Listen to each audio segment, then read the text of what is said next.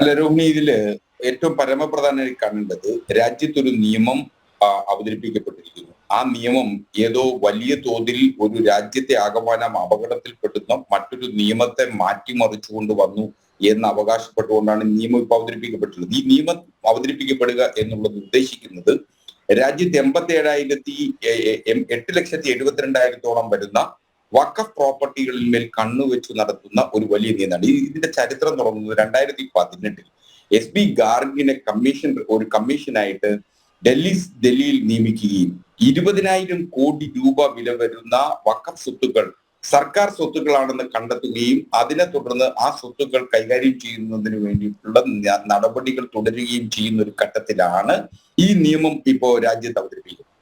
ഈ 8,72,000 വസ്തുവകകൾ ഉണ്ടെങ്കിൽ പോലും 8 ലക്ഷത്തോളം ഏക്കറുകൾ വസ്തു ഈ ഒരു വഖഫിന്റെ ഇതായിട്ട് വഖഫ് ബോർഡിന്റെ കീഴിലുണ്ട് എന്ന് പറയുമ്പോൾ രാജ്യത്ത് ഇന്ത്യൻ റെയിൽവേയും ഡിഫൻസും കഴിഞ്ഞാൽ ഏറ്റവും കൂടുതൽ ഭൂമി കൈകാര്യം ചെയ്യുന്ന ഒരു സമിതി അല്ലെങ്കിൽ ഒരു ബോർഡ് എന്ന് പറയുന്നത് വഖഫ് ബോർഡാണ് എന്നുള്ള വസ്തുത കൂടി നാം പറഞ്ഞത്. ഈ വഖഫ് ബോർഡ് ഇനി ലഭിച്ചിട്ടുള്ള ഈ ഭൂമികളെല്ലാം ഏതെങ്കിലും ആളുകൾ കയ്യേറ്റം ചെയ്ത് പിടിച്ചെടുക്കപ്പെട്ടിട്ടുള്ളതല്ല എന്നുള്ള വസ്തുതയാണ്. രാജ്യത്ത് വിവിധ ഘട്ടങ്ങളിലായി രാജ്യം ഭരിച്ചിരുന്ന ഭരണാധികാരികളും പ്രഭുക്കന്മാരും മുസ്ലിം ആയിട്ടുള്ള ആളുകൾ സംഭാവന നൽകിയിട്ടുള്ള വിവിധ ആവശ്യങ്ങൾക്ക് വേണ്ടി, ഞാൻ ഈ വിവിധ ആവശ്യങ്ങൾ എന്ന് പറയുമ്പോൾ നിങ്ങൾ ധരിക്കരുത് ഇത് അന്ന് കാലത്ത് കൊടുത്തിരുന്നത് അലഞ്ഞു തിരിയുന്ന മൃഗങ്ങൾക്ക് വരെ സംരക്ഷണം നൽകുന്നതിന് വേണ്ടി വഖഫ് ചെയ്യപ്പെട്ടുള്ള ഭൂമിയുണ്ട്.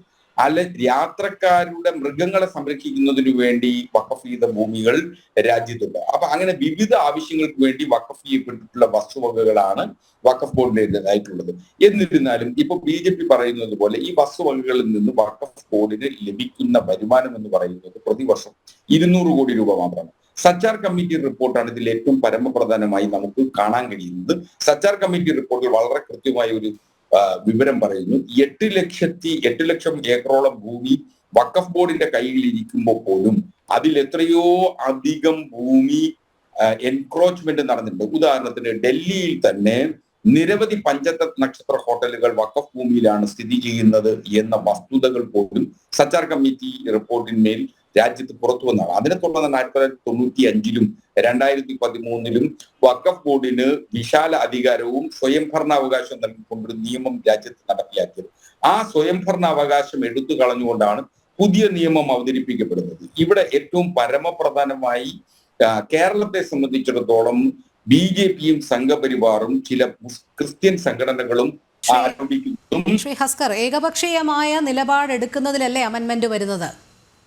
ഇതില് ഏറ്റവും പരമപ്രധാന ഒരു നിയമം ഒരു വ്യക്തതയ്ക്ക് വേണ്ടി ചോദിക്കുകയാണ്. വഖഫ് സ്വത്തുക്കൾ ആരും അന്യാധീനപ്പെട്ടു പോകാതിരിക്കാൻ തന്നെ വഖഫ് സ്വത്തുക്കളായി തന്നെ രജിസ്റ്റർ ചെയ്തിരിക്കണം എന്നുള്ളത്. അതോടൊപ്പം തന്നെ വഖഫ് ബോർഡ് ചൂണ്ടിക്കാണിക്കുമ്പോൾ അയാൾക്കെതിരെ തങ്ങളുടെ ഭൂമി കൈവശം വെച്ചു എന്ന് വഖഫ് ബോർഡ് ചൂണ്ടിക്കാണിക്കുമ്പോൾ അയാൾക്കെതിരെ നമുക്കറിയാം ക്രിമിനൽ പ്രോസിക്യൂഷൻ നടപടികളിലേക്ക് വരെ കടക്കാൻ സാധിക്കുന്നു. ട്രൈബ്യൂണലാണ് അന്തിമമായി വിധിക്കുന്നത്. അതിനൊക്കെ എതിരെ ഒരു ജുഡീഷ്യൽ സംവിധാനത്തിലേക്ക്, ഹൈക്കോടതിയിലേക്ക് വരെ അപ്പീൽ പോകാമെന്നുള്ളൊരു സംവിധാനം വരുന്നു. അവിടെയൊക്കെ എങ്ങനെയാണ് ഇതിനെ താറടിക്കുന്ന തരത്തിൽ അല്ലെങ്കിൽ നിലവിലുള്ള വഖഫ് ബോർഡിനെയൊക്കെ ദുർബലപ്പെടുത്തുന്ന തരത്തിലെന്ന് പറയാൻ സാധിക്കുക?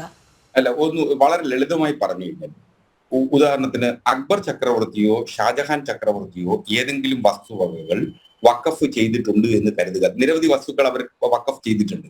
ആ വസ്തുവകകളുടെ രേഖകൾ നാളെ ഇപ്പോ ഡെസിഗ്നേറ്റഡ് ഓഫീസറായി 2024 അമെൻമെന്റ് നിയമപ്രകാരം വന്നിട്ടുള്ള ഡെസിഗ്നേറ്റഡ് ഓഫീസർ വിളിച്ചു വരുത്തിയിട്ട് അതിന്റെ രേഖകൾ ആവശ്യപ്പെടാൻ പറഞ്ഞാൽ ആ രേഖകൾ ഹാജരാക്കാൻ കഴിയുന്നതായിരിക്കുമോ എന്ന സാമാന്യ യുക്തിയുടെ ഒരു പ്രശ്നം ഉദിക്കുന്നുണ്ട്.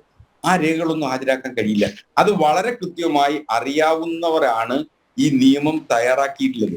എന്തുകൊണ്ടെന്നാൽ അങ്ങനെ ഹാജരാക്കാൻ കഴിയാതിരിക്കുന്ന വസ്തുവകകൾ സർക്കാരിലേക്ക് കണ്ടുകിട്ടുന്നതിന് ഈ ഡെസിഗ്നേറ്റഡ് ഓഫീസറിന്റെ ഡിസ്ട്രിക്ട് മജിസ്ട്രേറ്റിന് അധികാരപ്പെടുത്തിക്കൊണ്ടാണ് നിയമം വരുന്നത്. ഇതാണ് ഈ നിയമത്തിലെ ഏറ്റവും വലിയ കൗശലം എന്ന് പറയുന്നത്. മുസ്ലിങ്ങൾ സംഭാവന നൽകിയിട്ടുള്ള അല്ലെങ്കിൽ മുസ്ലിങ്ങൾ എൻഡോമെന്റ് ചെയ്തിട്ടുള്ള വസ്തുവകകൾ പിടിച്ചെടുക്കുക എന്ന ഏറ്റവും നികൃഷ്ടമായിട്ടുള്ള ഒരു നടപടിയാണ് ഈ നിയമത്തിലൂടെ കൊണ്ടുവന്നിരിക്കുന്നത്.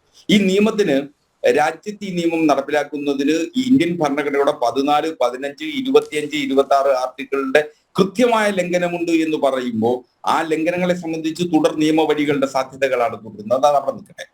അപ്പോ ഇത് നിയമം അവതരിപ്പിക്കുക എന്നത് വളരെ കൃത്യമായ രാജ്യത്തെ മുസ്ലിങ്ങളെ അരികുവൽക്കരിക്കുകയും രാജ്യത്തൊരു ധ്രുവീകരണത്തിന്റെ സാധ്യത സൃഷ്ടിക്കുകയും ചെയ്യുക എന്ന പരമപ്രധാനമായിട്ടുള്ള ഉദ്ദേശമാണ് BJPക്കും സംഘപരിവാറിനുള്ളത്. അല്ലാതെ ഇപ്പൊ ഉദാഹരണത്തിന് ഒരു നിയമം നമുക്ക് ഒരു പുരോഗമന സമൂഹം എന്ന നിലയിൽ നമുക്ക് ചിന്തിക്കും. ഒരു നിയമം അപരിഷ്കൃതവും കാടത്തവും തെരഞ്ഞ ഒരു നിയമമാണെങ്കിൽ ആ നിയമം കാലാനുസൃതമായി മാറ്റം വരുത്തേണ്ടതും പാർലമെന്റിന്റെ ഉത്തരവാദിത്വമാണ്, അല്ലെങ്കിൽ നിയമസഭകളുടെ ഉത്തരവാദിത്വമാണ്. അപ്പൊ സ്വാഭാവികമായും അത് നിയമം ഒരുപക്ഷെ അമെൻഡ് ചെയ്യണം എന്ന് ആവശ്യപ്പെടേണ്ടത് ആരാണ്? ആ നിയമത്തിൻ്റെതായ സ്റ്റേക്ക് ഹോൾഡേഴ്സ് ആണ്. ഇവിടെ നിയമത്തിന്റെ സ്റ്റേക്ക് ഹോൾഡേഴ്സ് എന്ന് പറയുന്നത് ആരാണ്? മുസ്ലിങ്ങളാണ്. മുസ്ലിങ്ങൾ നൽകിയിട്ടുള്ളതാണ് വഖഫ് സ്വത്തുകൾ. അപ്പൊ ആ വഖഫ് സ്വത്തുക്കളെ സംബന്ധിച്ച് കാലാനുസൃതമായി മാറ്റം വരുത്തണമെന്ന് ഒന്നാമതായി ആവശ്യപ്പെടാനുള്ള അവകാശം എന്ന് പറയുന്നത് മുസ്ലിങ്ങൾക്കാണ്. അതിന് വഖഫ് സ്വത്തുക്കളും വഖഫ് ആസ്തികളും ഒക്കെ പരിശോധിക്കാൻ അത് അനുസരിച്ച് വഖഫ് സ്വത്തുക്കളുടെ ഒരു ജുഡീഷ്യൽ സൂക്ഷ്മ പരിശോധന കൂടി അനുവദിക്കുന്നുണ്ടല്ലോ ഈ ഭേദഗതിയിൽ.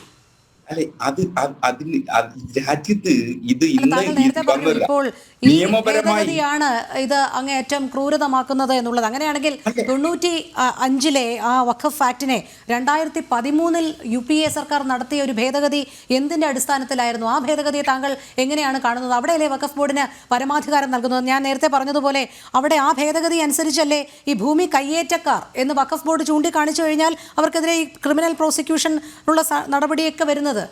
അതെല്ലാം ഏകപക്ഷീയമായല്ലേ? അപ്പോൾ ആ 2013 ഭേദഗതി സ്വാഗതാർഹം. എന്നാൽ കാലോചിതമായ മാറ്റങ്ങൾ വരുത്തിക്കൊണ്ടുള്ള 2024 ഭേദഗതി ക്രൂരത നിറഞ്ഞത് എന്നെങ്ങനെ പറയാൻ കഴിയും? അങ്ങനല്ല. സച്ചാർ കമ്മിറ്റി റിപ്പോർട്ടാണ് ഇതിന് ഏറ്റവും പരമപ്രധാനവും ഉപോത്ബലകമായി വരുന്നത്. 95ലും 2013ലെയും ഭേദഗതികൾ സച്ചാർ കമ്മിറ്റി റിപ്പോർട്ടുകളുടെ ശുപാർശകളുടെ കൂടി അടിസ്ഥാനത്തിലാണ്.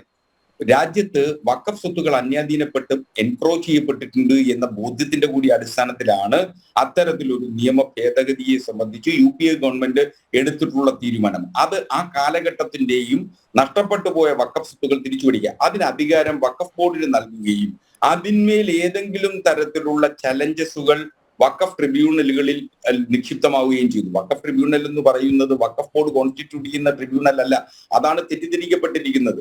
ഇപ്പൊ സ്വാഗതാർഹമായിട്ടുള്ള ഒരു ഭേദഗതി ഈ നിയമത്തിലൂടെ വന്നിട്ടുള്ളത് എന്ന് പറയുന്നത് അതില് മുസ്ലിം പണ്ഡിതനെ ഒഴിവാക്കിക്കൊണ്ട് മറ്റു തരത്തിലുള്ള ആളുകളെ നിയമിക്കുന്നതിനുള്ള സ്വാധീനം സർക്കാരിനെ ചുമതലപ്പെടുത്തുന്നത് സ്വാഗതാർഹം തന്നെയാണ്. 1. 2, ഇതിൽ അപ്പീൽ ക്ലോസിൽ പ്രത്യേക സാഹചര്യങ്ങളിൽ മാത്രമേ അപ്പീലുകൾ ഹൈക്കോടതിക്ക് മുന്നിൽ എത്താൻ കഴിയുമായിരുന്നുള്ളൂ. അതിനു പകരം അപ്പീൽ, ഡയറക്റ്റ് അപ്പീൽ, സെക്കൻഡ് അപ്പീലിന് ഒരു സാധ്യത ഈ നിയമത്തിൽ വെച്ചിരിക്കുന്നു എന്ന് പറയുമ്പോൾ ആ നിയമം സ്ക്രൂട്ടനൈസ് ചെയ്യുന്ന ഒരു വിഷയം വന്നാൽ, വഖഫ് വിഷയവുമായി ബന്ധപ്പെട്ട ഒരു വിഷയം വന്നാൽ ആ വിഷയത്തെ സ്ക്രൂട്ടനൈസ് ചെയ്യുന്നതിന് ഹൈക്കോടതിക്ക് കൂടി വിശിഷ്യ അധികാരം നൽകുന്നു എന്നുള്ളത് സ്വാഗതാർഹം തന്നെയാണ്. കാരണം എപ്പോഴും ഒരു വിഷയം സംബന്ധിച്ച് ജുഡീഷ്യൽ റിവ്യൂ അനിവാര്യമാണ്. അത്തരത്തിൽ അതിനെ കാണാം. പക്ഷെ നിങ്ങൾ തെറ്റിദ്ധരിപ്പിക്കുന്ന മറ്റൊരു ഘടകമുണ്ട്. 2A ഇൻസർട്ട് ചെയ്തു, അതുകൊണ്ട് മുനമ്പം പ്രശ്നം പരിഹരിച്ചിരിക്കുന്നു. മുനമ്പം പ്രശ്നം ഈ സെക്ഷൻ 2A ഇൻസർഷൻ കൊണ്ട് ഒരു കാരണവശാൽ പരിഹരിക്കാൻ പോകുന്നില്ല. അത് ട്രസ്റ്റിന്റെ മുൻകാല പ്രാബല്യത്തിൽ ട്രസ്റ്റുകൾ നടത്തിയിട്ടുള്ള കരാറുകളെയും അല്ലെങ്കിൽ ട്രസ്റ്റുകൾ നടത്തിയിട്ടുള്ള ഇടപാടുകളെയും സംബന്ധിച്ചാണ് എന്ന് ട്രസ്റ്റ് എന്ന വാക്ക് അതിൽ ഇൻസേർട്ട് ചെയ്തിരിക്കുന്നു എന്നുള്ളത് കൊണ്ട് എന്ന് പാവം മുനമ്പം നിവാസികളെയും ക്രിസ്തീയ സമൂഹത്തെയും തെറ്റിദ്ധരിപ്പിക്കരുത് എന്നൊരു അപേക്ഷയുള്ളൂ. ഫറൂഖ് കോളേജ് ട്രസ്റ്റിന്റെ അടിസ്ഥാനത്തിലാണ് പ്രവർത്തിക്കുന്നത്. അതുകൊണ്ട് മുനമ്പത്തിന് 1860 സൊസൈറ്റി പ്രകാരം രജിസ്റ്റർ ചെയ്യപ്പെട്ടിട്ടുള്ളതാണ് ഫറൂഖ് കോളേജ്. ഫറൂഖ് കോളേജ് നിലവിൽ ഒരു ട്രസ്റ്റ് തന്നെയാണ് റൺ ചെയ്യുന്നത്. അവിടെ എങ്ങനെയാണ് തെറ്റിദ്ധാരണ ഉണ്ടാകുന്നത്? ആ ക്ലോസിൽ അത് കൃത്യമായി തന്നെ പറയുന്നുണ്ട്. ഞാൻ ക്ലോസ് മുഴുവൻ വായിക്കുന്നില്ല, ഞാൻ വായിക്കാം. അങ്ങ് വായിച്ചില്ലെങ്കിൽ ഞാൻ വായിക്കാം. അതിൽ ഒരിടത്തും ട്രസ്റ്റ് എന്ന് പറയുമ്പോ ഏതൊരു വിഷയത്തെ സംബന്ധിച്ചും ഒരു നിയമത്തിൽ ആ നിയമത്തിൽ സംബന്ധിച്ച് ഡെഫിനിഷൻ ക്ലോസ് ഉണ്ടാവും. വഖഫ് ആക്ട് 1995 ഡെഫിനിഷൻ ക്ലോസിൽ ഒരിടത്തും ട്രസ്റ്റിനെ ഡിഫൈൻ ചെയ്തിട്ടില്ല. 1. ഇപ്പോ ഇൻസർട്ട് ചെയ്തിരിക്കുന്ന ട്രസ്റ്റ് എന്ന് പറയുമ്പോൾ ആ ട്രസ്റ്റിനെ സംബന്ധിച്ചിട്ടുള്ള ആ ട്രസ്റ്റിന്റെ ഡെഫിനിഷനെ സംബന്ധിച്ച് ചെല്ലേണ്ടത് ഇന്ത്യൻ ട്രസ്റ്റ് ആക്ടിലേക്കാണ്. ഇന്ത്യൻ ട്രസ്റ്റ് ആക്ടിലേക്ക് ചെല്ലുമ്പോൾ വഖഫ് കോളേജ് ഒരു ഇന്ത്യൻ ട്രസ്റ്റ് ആക്ട് പ്രകാരം രജിസ്റ്റർ ചെയ്യപ്പെട്ടിട്ടുള്ളതല്ല. അതൊരു ചാരിറ്റി ഏജൻസി ആയിട്ടുള്ള സൊസൈറ്റീസ് ആക്ട് പ്രകാരം രജിസ്റ്റർ ചെയ്യപ്പെട്ടിട്ടുള്ളതാണ് ഒന്നാമതായി. പക്ഷേ ട്രസ്റ്റ് എന്ന് പറയുമ്പോൾ ആ ക്ലോസിൽ കൃത്യമായി അതിനുള്ളിൽ എന്ന് തന്നെയാണ് പറയുന്നത്. വാട്ട് എവർ നെയിം കോൾഡ് എന്ന് പറഞ്ഞിട്ട് കാര്യമില്ല. അത് വളരെ സ്പെസിഫിക് ആയിട്ട് നിയമത്തിൽ പറയുമ്പോൾ, പാർലമെന്റ് പാസ്സാക്കുന്ന നിയമത്തിൽ പറയുമ്പോൾ വളരെ കൃത്യമായിട്ട് പറഞ്ഞു. ഇന്റർപ്രിട്ടേഷൻ അക്കാര്യത്തിൽ എടുക്കാൻ കഴിയില്ല. ഇന്റർപ്രിട്ടേഷൻ ഓഫ് സ്റ്റാറ്റ്യൂട്ട്സ് എടുക്കാൻ കഴിയുന്നത് കോടതികൾക്ക് മാത്രമാണ്. അതവിടെ നിന്നോട്ടെ. രണ്ടാമത്തെ പ്രശ്നം, ഈ വസ്തുവകകൾ ഇപ്പോൾ ട്രസ്റ്റിന്റെ കീഴിലല്ല. ഈ വസ്തുവകളെ സംബന്ധിച്ചിട്ടുള്ള തർക്കം എന്ന് പറയുന്നത് ആ വസ്തുവകകൾ വഖഫ് ബോർഡിന്റെ കീഴിലാണ് ഇപ്പോൾ നിലവിലുള്ളത്. 396 ഏക്കർ സ്ഥലം വഖഫ് ബോർഡ് അത് ഏറ്റെടുത്തു കഴിഞ്ഞു നിയമപരമായി. അതുകൊണ്ടാണ് മുനമ്പം നിവാസികൾക്ക് അവരുടെ റവന്യൂ അധികാരം ബോർഡ് റദ്ദ് ചെയ്യപ്പെട്ടിട്ടുള്ളത്. അതുകൊണ്ട് നിങ്ങൾ ദയവ് ചെയ്ത് RSSും BJPയും ദയവ് ചെയ്ത് മുനമ്പം നിവാസികളെ ഇതുകൊണ്ട് 2A ഇൻസേർട്ട് ചെയ്തുകൊണ്ട് അവരുടെ മുനമ്പം ഭൂമി 600 കുടുംബങ്ങൾക്ക് ലഭിക്കുമെന്ന് പറഞ്ഞു കൊടുത്ത് തെറ്റിദ്ധരിപ്പിക്കരുത്. അതിനുള്ള സാധ്യത നിയമപരമായും രാഷ്ട്രീയപരമായും ഇല്ല. അത് സമവായ ഈ ക്ലോസ് നിയമമാകുന്നത് അപ്പോൾ വഖഫ് ബോർഡിന്റെ ക്ലെയിം, അതായത് ഈ മുനമ്പം വിഷയത്തിൽ മുനമ്പം ഭൂമിയിലുള്ള വഖഫ് ബോർഡിന്റെ ക്ലെയിം അതോടുകൂടി അവസാനിക്കാനുള്ള സാധ്യത കാണുന്നു എന്ന് തന്നെയാണ് ആ ക്ലോസിന്റെ അർത്ഥം വരുന്നത്. കാരണം അവിടെ കൃത്യമായി ആ ട്രസ്റ്റ് സൂചിപ്പിക്കുന്നുണ്ട്. അത് താങ്കൾ നേരത്തെ പറഞ്ഞതുപോലെ ചാരിറ്റിയുടെ അടിസ്ഥാനത്തിലാണ് രൂപീകൃതമായത് എന്നും പറയുന്നുണ്ട്. അങ്ങനെയാണെങ്കിൽ ഫറൂഖ് കോളേജ് നിലവിൽ ഒരു ട്രസ്റ്റ് ആണ് റൺ ചെയ്യുന്നത് എന്നുണ്ടെങ്കിൽ മുനമ്പത്തുകാർക്ക് അത് പ്രതീക്ഷ നൽകുന്നത് തന്നെയാണ്. നമുക്ക് എന്തായാലും കെവിൻ പീറ്ററിലേക്ക് എത്താം. ശ്രീ കെവിൻ പീറ്റർ, താങ്കൾ അതുമായി ബന്ധപ്പെട്ട് നിരവധി പഠനങ്ങൾ നടത്തിയിട്ടുള്ളതാണല്ലോ. എന്താണ് അതിലെ വസ്തുത? ഇദ്ദേഹം പറയുന്നതല്ല, ശ്രീ അസ്കർ പറയുന്നതല്ല. തീർച്ചയായിട്ടും ട്രസ്റ്റായിട്ട് തന്നെയാണ് ഫറൂഖ് കോളേജ് പ്രവർത്തിക്കുന്നത്. ഏത് വർഷം രജിസ്റ്റർ ചെയ്തു, ഏത് നിയമപ്രകാരം രജിസ്റ്റർ ചെയ്തു അതറിയാമോ? അത് പരിശോധിക്കേണ്ടവർ പരിശോധിക്കേണ്ടവരല്ല. ഒരു ചർച്ചയിൽ വന്നിരുന്നിട്ട് ഇതല്ല പറഞ്ഞതെന്ന് പറഞ്ഞു പോരുത്. 1860 ട്രാവൻകൂർ കൊച്ചിൻ സൊസൈറ്റീസ് ആക്ട് പ്രകാരം രജിസ്റ്റർ ചെയ്യപ്പെട്ടിട്ടുള്ള സൊസൈറ്റിയാണ് ഫറൂഖ് കോളേജ്. അതാദ്യം അതിനൊരു ബൈലോസ് ഉണ്ട്. ആ ബൈലോ പ്രകാരം മാത്രമേ ആ സൊസൈറ്റിക്ക് പ്രവർത്തിക്കാനാവൂ. അതാണ് ഫറൂഖ് കോളേജിന്റെ ഇത്. ഒന്ന്. രണ്ടാമത്തെ പ്രശ്നം എന്താണെന്നറിയാമോ? വസ്തു ഇപ്പോ ഫറൂഖ് കോളേജിന്റെതല്ല. വസ്തു ഇപ്പോ പർച്ചേസ്, അതായത് ലീഗലി ട്രാൻസ്ഫർ ചെയ്ത് പർച്ചേസ് ചെയ്ത് മ്യൂട്ടേഷൻ എഫക്ട് ചെയ്ത ആളുകളുടെ കൈകളിലാണ് ഇരിക്കുന്നത്. അപ്പോ 2A നിങ്ങൾ പറയുന്ന അതിന് മുമ്പത്തെ ഡോക്യുമെന്റ് എടുക്കണ്ടേ? അപ്പം അതിന് മുമ്പത്തെ ട്രസ്റ്റ് വിൽപ്പന നടത്തി എന്ന് പറഞ്ഞ് അവിടെ വെച്ച് ഡോക്യുമെന്റ് ക്യാൻസൽ ചെയ്യും. അതിന് തൊട്ട് മുമ്പത്തെ ഡോക്യുമെന്റ് എടുക്കണ്ടേ? തൊട്ട് മുമ്പത്തെ ഡോക്യുമെന്റ് എന്താ? സ്റ്റേറ്റ് നൽകിയിട്ടുള്ള വഖഫ് പ്രോപ്പർട്ടിയാണ് ഫറൂഖ് കോളേജിന് നൽകിയിട്ടുള്ളത്. അപ്പൊ ആ ഡോക്യുമെന്റ് എടുക്കണം. അതിനു മുമ്പ് ഒരു പാർട്ടീഷൻ ഡീഡ് ഉണ്ട് 1946 ആ പ്രോപ്പർട്ടിയെ സംബന്ധിച്ച്. ആ പാർട്ടീഷൻ ഡീഡിൽ എന്താ പറയുന്നത്? സ്റ്റേറ്റിനടക്കം കുടുംബങ്ങൾക്ക് ലഭിച്ചിട്ടുള്ള വസ്തുവകകളാണ് അത്. അപ്പോ ഈ കാര്യങ്ങൾ പരിശോധിച്ചു വരുമ്പോ നിങ്ങൾ ഈ പറയുന്ന തെറ്റിദ്ധരിപ്പിക്കപ്പെടുന്നു. അവിടെയാണല്ലോ ശ്രീ ഹസ്കർ ഒരു അവ്യക്തത നിൽക്കുന്നത്. സേട്ട് ഫറൂഖ് കോളേജിന് നൽകി കഴിഞ്ഞല്ലോ, അത് തിരികെ അവരിലേക്ക് പോകരുത് എന്ന് വഖഫ് നിയമം പറയുന്നുമുണ്ടല്ലോ. ഒരിക്കൽ നൽകിയ ദാനമായി നൽകുന്ന വസ്തു തിരികെ വരാൻ സാധ്യത ഇല്ലല്ലോ. പിന്നെ എങ്ങനെയാണ് അതിന്മേൽ അവകാശവാദം ഉന്നയിക്കുന്നത്? അല്ല, അതിന്മേൽ ഒരു അവകാശവാദവും പറയുന്നില്ലല്ലോ.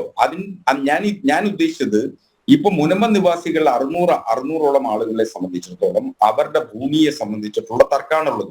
ആ ഭൂമിയുടെ തർക്കം എന്ന് പറയുന്നത് ഈ വഖഫ് അമെന്റ്മെന്റ് ബില്ല് 2024 കൊണ്ട് സെക്ഷൻ 2A വന്നതുകൊണ്ട് പരിഹരിക്കും എന്ന് പറയുന്നതിന്റെ കാപട്യമാണ് ഞാൻ തുറന്നു കാട്ടുന്നത്. ആ 2A വന്നുകൊണ്ട് പരിഹരിക്കില്ല. സെക്ഷൻ 40യുടെ റെട്രോസ്പെക്റ്റീവ് എഫക്ട് ഉണ്ടായിരുന്നെങ്കിൽ പറ്റുമായിരുന്നു. ഒരു നിമിഷം ഞാനൊന്ന് വ്യക്തത വരുത്തിക്കോട്ടെ. സിവിൽ നിയമങ്ങൾ പാർലമെന്റിൽ അവതരിപ്പിക്കുമ്പോൾ വിത്ത് റെട്രോസ്പെക്റ്റീവ് എഫക്റ്റും വിത്തൗട്ട് റെട്രോസ്പെക്റ്റീവ് എഫക്റ്റും ആ പാർലമെന്റിന്റെ അവതരിപ്പിക്കുന്ന നിയമത്തിന്റെ ആദ്യ ഭാഗങ്ങളിൽ തന്നെ കാണും. ഈ അമെന്റ്മെന്റ് ബില്ലിൽ ഇത്തരത്തിൽ റെട്രോസ്പെക്റ്റീവ് എഫക്ട് ഉണ്ട് എന്ന് പറഞ്ഞിരുന്നെങ്കിൽ മുനമ്പം നിവാസികളെ സംബന്ധിച്ചിടത്തോളം അത് പ്രതീക്ഷ നൽകുന്ന ഒരു മാറ്റമായിരുന്നേനെ എന്ന വസ്തുത കൂടി ഞാൻ സമ്മതിക്കാൻ തയ്യാറാണ്. പക്ഷെ ഇതിൽ റെട്രോസ്പെക്റ്റീവ് എഫക്ട് ഇല്ല. Apart from section 2A. Section 2A എന്ന് പറയുന്നത് ട്രസ്റ്റിനെ സംബന്ധിച്ച് മുൻകാല പ്രാബല്യത്തോടു കൂടി നടത്തിയിട്ടുള്ള കൈമാറ്റങ്ങളിലെ സംബന്ധിച്ച് ഒരു സിവിൽ കോടതികളുടെയും വിധി അതിന് ബാധകമല്ല എന്നുള്ളതാണ് അതിന്റെ പ്രശ്നം.